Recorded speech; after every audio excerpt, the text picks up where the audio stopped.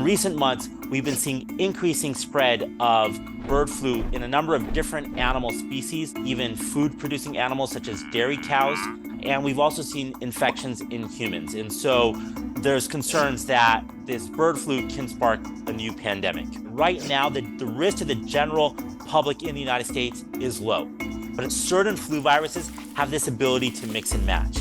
And as they mix and match, they can come out looking like a brand new virus that has abilities to transmit differently and cause different levels of disease. And most of these emerging infectious diseases are caused by pathogens that originate in animals that then jump into people. We call that spillover. And spillovers are on the rise globally, largely driven by human activities, such as deforestation, the way we raise farm animals in very unsafe conditions, or the commercial trade of wildlife.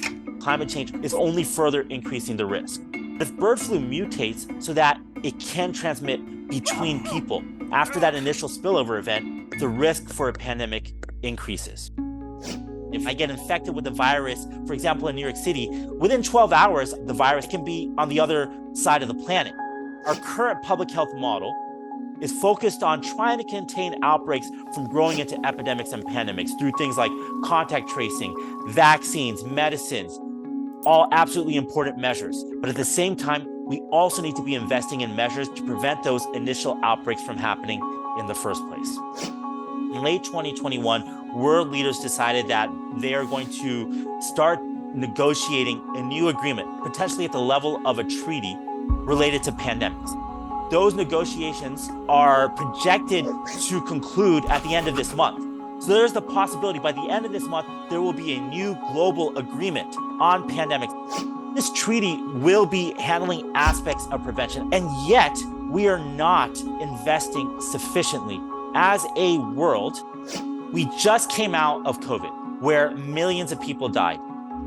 Yet, countries around the world, particularly richer countries, are choosing not to invest in better pandemic prevention, preparedness, and response. I would have hoped that a tragedy on that scale, we would have recognized that all people are interconnected and that we are also interconnected with other forms of life on this planet.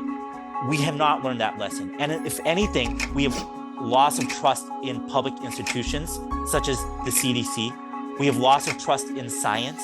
My colleagues that worked on the front lines, they are absolutely exhausted. And if another pandemic were to occur tomorrow, I really worry about how the world would mobilize because of that exhaustion.